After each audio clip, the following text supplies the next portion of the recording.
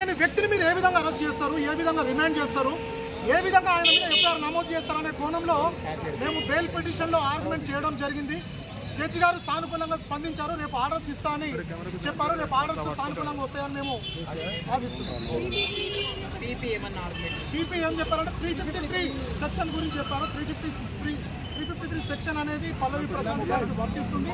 దాని ప్రకారం మీరు బెయిల్ డిస్మిస్ చేయాలని చెప్పారు. మేము దానికి కౌంటర్గా 353 అనేది 2 years లోపున్న నేరం ప్రెజెంట్స్ లో టైంలో పల్లవి ప్రశాంత్ గారు వాళ్ళ సోదరులు లేరు. అక్కడ లేనప్పుడు ఆ సెక్షన్ అనేది వాళ్ళిద్దరికి వర్తించదనే కోణంలో మేము ఆర్గ్యుమెంట్ చేయడం జరిగింది.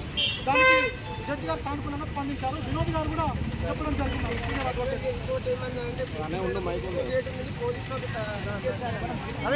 ఇంతమంది జనం ఉన్నప్పుడు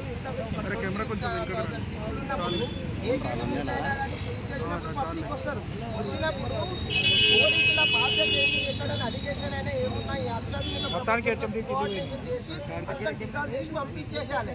వీవీఐపీ చేసినప్పుడు ప్రజలు ఓటేసి గెలిపించినప్పుడు శాంతి భద్రతలను ఎవరు కాపాడాలంటే పోలీసులు కాపాడాలి.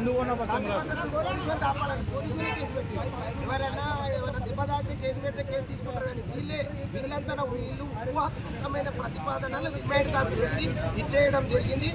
పోలీసులకు ఒక విజ్ఞప్తి ఏం చేస్తుందంటే, ఒక రిమైండ్ కాపీ చేసినప్పుడు ఎఫ్ఐఆర్ చేసినప్పుడు సుప్రీంకోర్టు జడ్జిమెంట్స్ కానీ ఇండియన్ ఐపీసీలు కానీ చదవండి.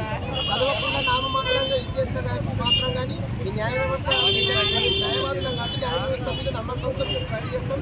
ఇదేస్తాం సామాన్య రైతు కుటుంబంలో అతన్ని అపంశుభం పల్లవి ప్రశాంతులు ఈ విధంగా ఇచ్చేస్తారు. అదే పీవీఐపీ ఎవరన్నా పెద్ద కుటుంబం వల్ల చేసినప్పుడు అనేక సంఘటనలు అయినప్పుడు ఇలాంటివి అదే స్టేషన్లో కాబట్టి దయచేసి ఇప్పటికైనా పోలీసు